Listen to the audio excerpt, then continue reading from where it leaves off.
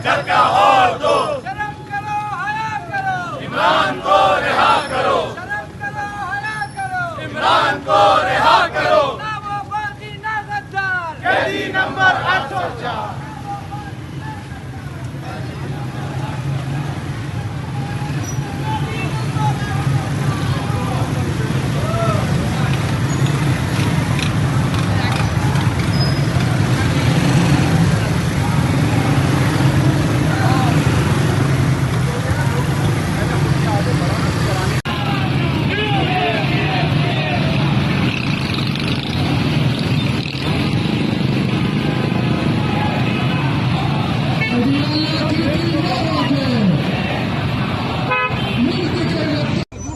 Daily rally मुहिम जारी है।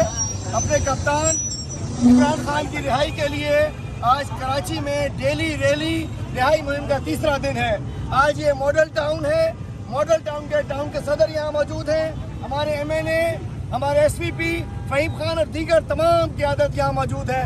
इंशाअल्लाह हमने ऐलान किया है कि कप्तान की रिहाई तक डेली रैली निकाली जाएगी। जब तक इंशाअल्लाह। मैं शुक्रगुजार हूँ मॉडल टाउन के तमाम अहदेदारान का, अपने विंग्स का और अपने एमएनएस का, कराची की तंजीम का कि इंशाअल्लाह तीसरा दिन मुकम्मल हुआ।